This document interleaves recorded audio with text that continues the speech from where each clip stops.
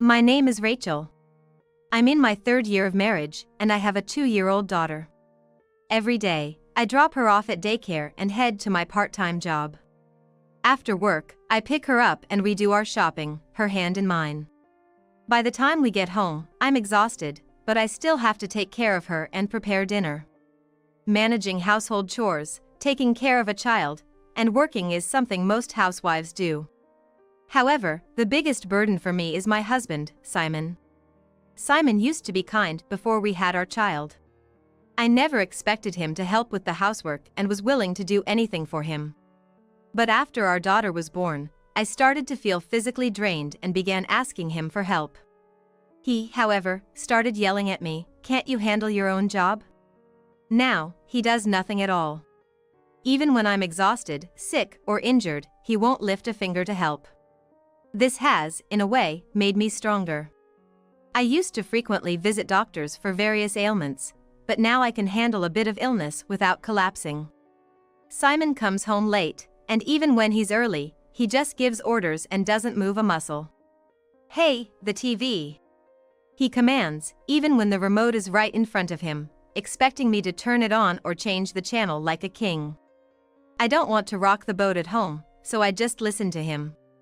He left for a trip about 3 days ago, which I knew was a romantic getaway with someone else. But his absence meant peace for me. I could relax, feeling safe and happy without him, even though he's having an affair. I wonder if we can still be called a married couple. Despite these doubts, I can't bring myself to divorce him and take away our daughter's father.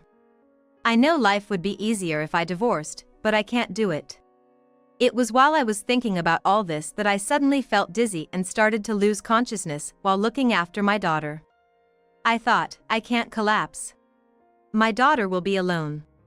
I tried to stay conscious, but eventually passed out to the sound of her crying. When I came to, I was in a hospital bed. Apparently, the neighbor lady heard my daughter crying, came over, and found me collapsed, so she called an ambulance. My in-laws were the ones who told me this. They looked relieved to see me awake and kept saying, "Thank goodness." "Are you okay, Rachel?" "Where's my daughter?" "Your neighbor's taking care of her. She called us and was surprised to hear you were hospitalized."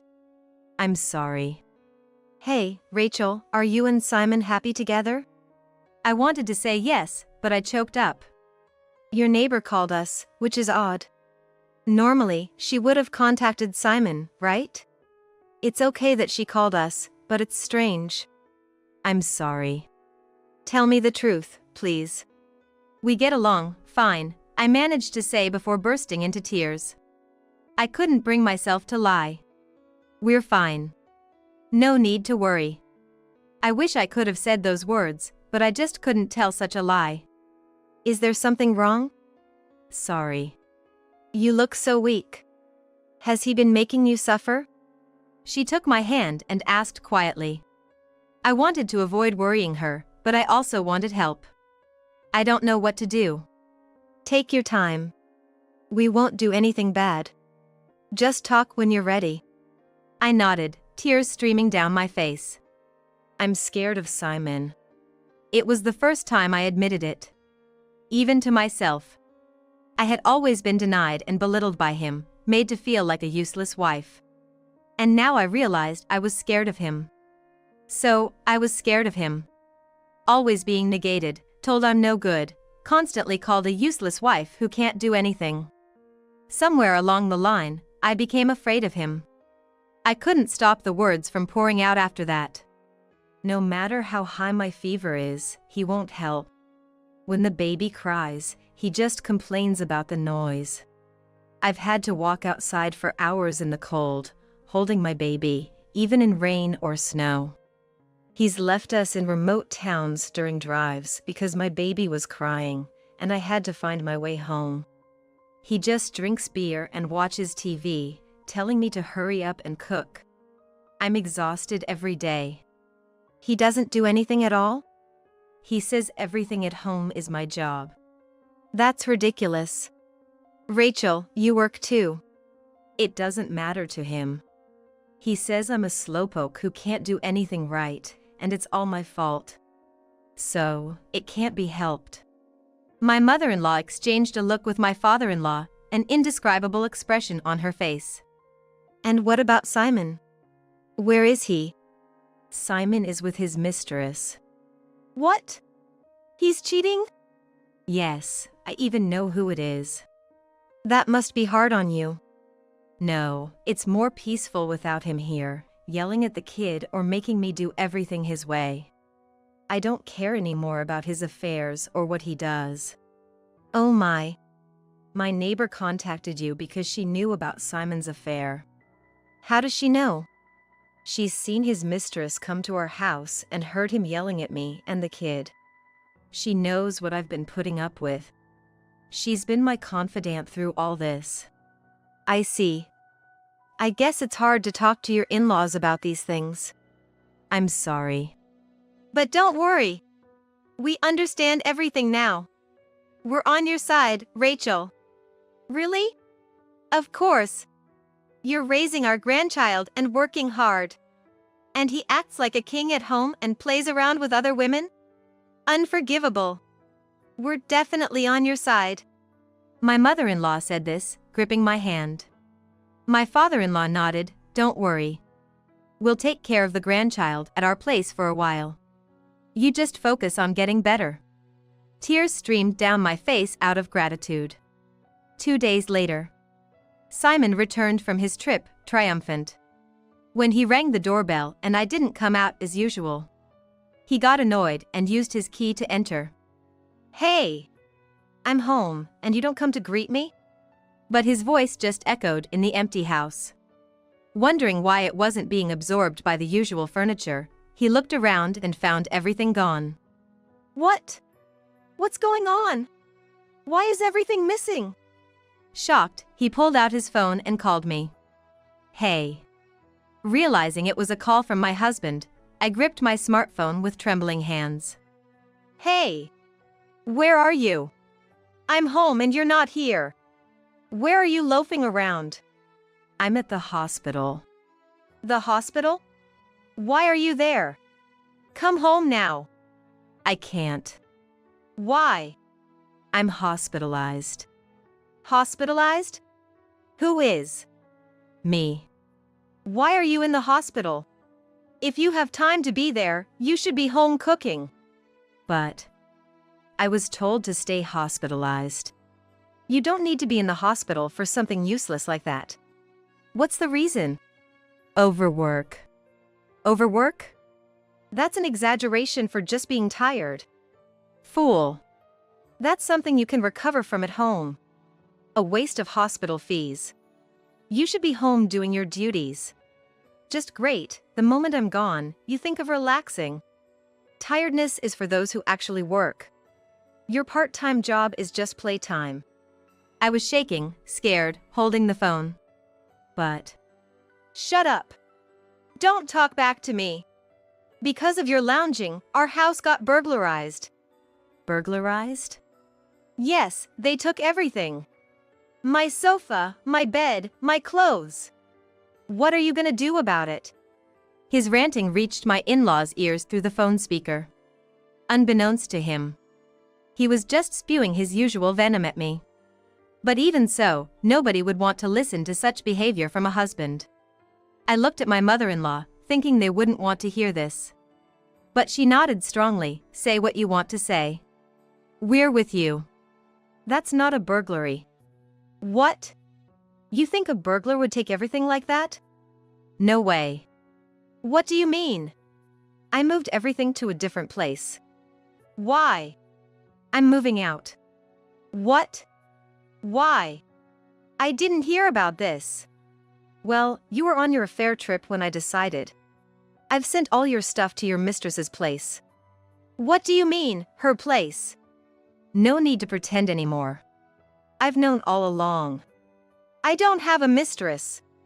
You said you were on a trip with her, didn't you? You never took me or our daughter on a trip.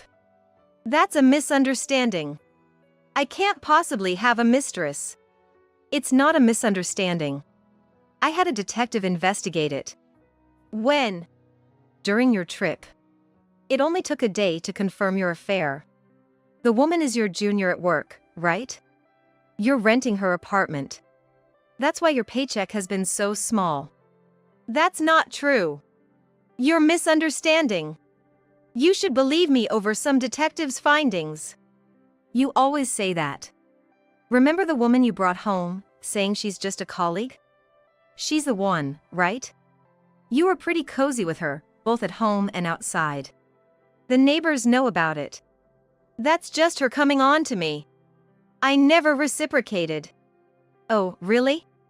You think that excuse will fly? What's wrong with you? You never talk like this. Until now, you always forced me into submission, telling me to keep the kid quiet. Because of you, I've spent hours wandering outside, enduring so much. And to think you were pampering another woman, giving her an apartment and living expenses, while barely giving me $2,000 for household expenses. That's a lie. You can't find out all that in one day. I didn't find out everything in one day. I found evidence while clearing out your stuff. I've been working part-time, struggling to support us. That's what a wife is supposed to do. Really? So a family should just put up with a cramped apartment while you lavish another woman? That's not right. It's all in your head. Is it? Then what's this? I showed him a photo. It was a lease agreement. This isn't our apartment, is it? You're paying $3,000 a month for her. You treat me like a maid while giving her all this. What was I to you all this time? You're misunderstanding. I found out about your trip's destination while cleaning. I know her name now. And a detective has photos of how you spent these past few days. Modern detectives are really skilled, you know. I'm telling you, you're wrong. Why don't you believe me? How can I? I suspected the affair, but never imagined it was this blatant. And to think I've been working so hard for you, it's humiliating. So what? It's your fault I'm cheating. Excuse me? You don't listen to me. You're always focused on the kid, neglecting me. Before blaming me, realize your own faults. And how dare you investigate and then send my stuff to her place? I had been thinking the same. It might be inconvenient for her, receiving my stuff so suddenly. Because of that feeling, I found myself at a loss for words. But my mother-in-law took over. It's your apartment, so what's wrong with sending stuff there? They're close enough to travel together, so it's fine. Mom, it's a spacious place. His stuff won't be a problem. Why is Mom here? While you were enjoying your affair trip, Rachel collapsed. The neighbor contacted your mom. We were shocked. Normally, a wife would contact her husband. We were even more surprised to learn you were on a trip with your mistress. Didn't think you were that foolish.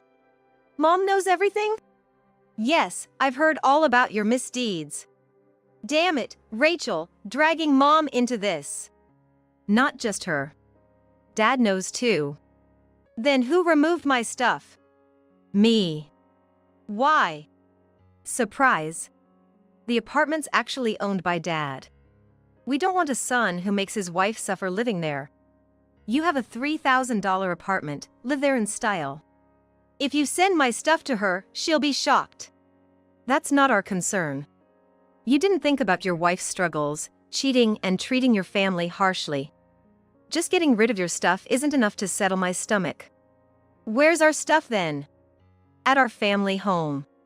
Then I'll go there too. No use. A foolish son like you will be turned away. But my daughter will miss me. I'm her father. A father who leaves his child and wife in a remote town? When? When you left them during a drive because the kid was crying. That was. And you've kicked them out at night, even in the cold, rain, and snow. How heartless. I was tired. You're tired? Rachel's just as tired, if not more. Yeah, right, more like it. Yes, indeed.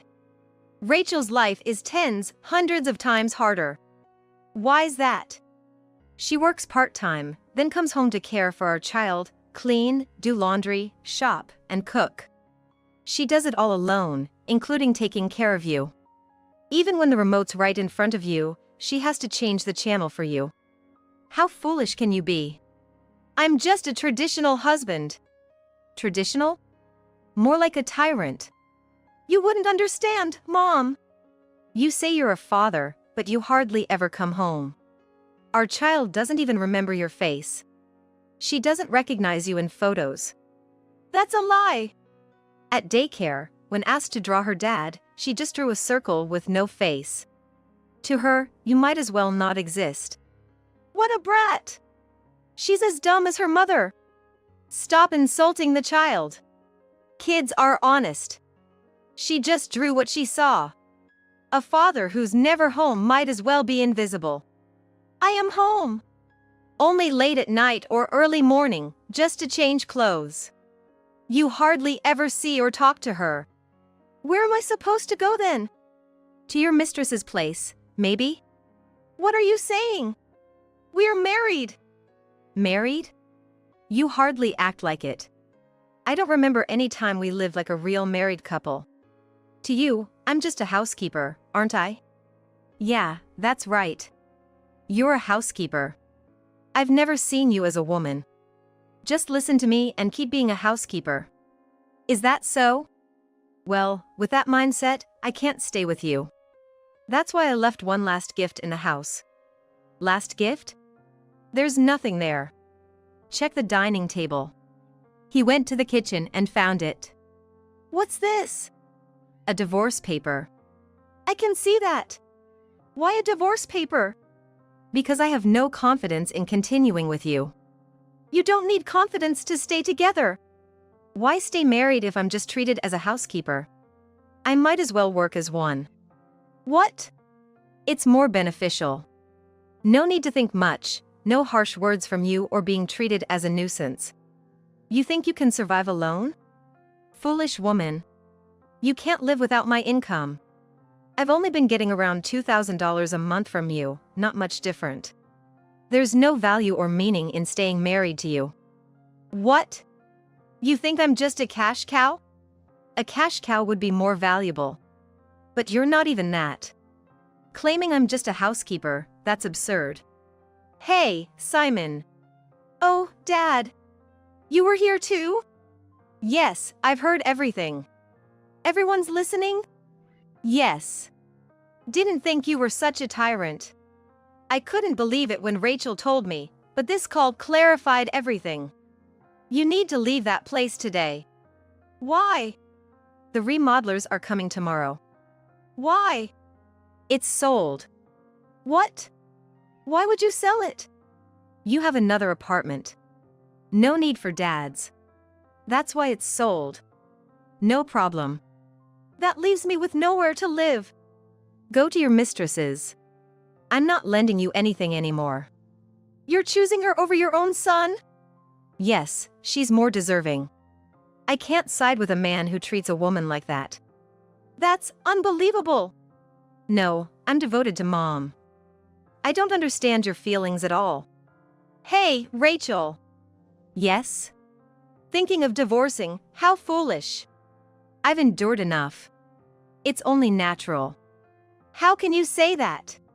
Involving my family too. I've wasted enough precious time for you. I've thought about divorce many times. I've never heard that. Of course, you haven't. I kept telling myself not to take a father away from her child. But in the end, you're taking her father away. Yes, but your mom said it's not good for a child to see her mother sad every day. It's better to start a new life. That's why I've made this decision. I'm grateful for such a wonderful mother-in-law. You'll regret this. Will I? Of course. Losing a husband like me. You'll have to do everything alone. I've been doing it all alone up until now. When our daughter had a fever, when I called an ambulance in the middle of the night, even when I was sick, I always managed on my own. You never once helped or consulted with me. Whenever I said I felt unwell, you would just go out, saying it's not just me. Thanks to that, I've become stronger. What? To tell you the truth, I always thought I couldn't do it alone because of my weak body and frequent hospital visits. But being treated harshly by you and striving for our child, I've become physically stronger. It's true that adversity makes people stronger. I'm thankful for that at least. Damn it! So, from now on, I won't be your housekeeper but will work as one professionally while raising our daughter. And your parents are supporting me in this. What? My parents? Yes, they said you have your mistress, so you don't need parents anymore. But I'm going to have a tough time alone. They've offered to help me. That's great. I'm happy to help Rachel. I've always wanted to get along with her, but couldn't, which made me sad. Now I can see my grandchild every day. I'd even like to live with Rachel. That's a good idea. Then we can take care of our grandchild when Rachel is working. Mom always has the best ideas. So, Simon, just sign the divorce papers quickly. What? You two are choosing her over me. I can't believe this. Oh, and another unbelievable thing for you. What? Simon, you'll be sued for alimony. Huh? Also, child support. Pay it regularly until our grandchild graduates college. If you don't, we'll garnish your wages. What? You'll go that far? Of course. Rachel is a single woman raising a child. The least you can do is pay child support. After all, that child is yours. Fine, I get it. I won't divorce. If I don't divorce, I don't have to pay alimony or child support. If we're separated, I can still have my freedom with other women. Perfect. You're so foolish. You don't know anything. What do you mean? If you don't provide living expenses and cheat, that's grounds for divorce. That means we can settle it in court. Are you okay with the legal fees? Why? No matter what, you're planning to divorce and get child support? Of course. We must take what we can from a woman's enemy like you. I'm your son. Even if you are, there are right and wrong things to do. You cheated and made Rachel suffer. Now it's your turn to suffer. At least let me live at the family home. I'm giving my mistress $3,000 a month. I have no money. That's not our problem. No way. And one more thing. There's more? We told her about the divorce. Why? She probably wants to marry you, right? But when we told her, she said she wouldn't marry you. That's because she and I aren't like that. It doesn't matter what your relationship is with her. If you stop giving her $2,000 a month, she'll be happy. More money for her. Quite clever. If that happens, I can't pay child support. That's not our concern. What she plans to do with your money is her business. Anyway, be happy. My mother-in-law said this and hung up. After that, Simon has been paying child support monthly. If he doesn't pay, we really garnish his wages. He tried to marry his mistress. But she left him, leaving the bill in the apartment. Apparently, she berated him for being broke. No interest in a man without money, she said. Simon tried to act tough, but it didn't end there. The mistress spread rumors about him at work, leading him to a dead-end job and a pay cut. With his reduced salary, Simon struggled with child support, so we really did garnish his wages. Now he pays $1,000 monthly. Thanks to that, Simon lives alone in his large apartment. Meanwhile, I moved out of my in-laws' place and started living in my parents' house. I sometimes visit my in-laws to show them their grandchild, and they adore her. Despite being treated as a housekeeper in the past, I'm grateful for having my child. Now, I'm truly happy.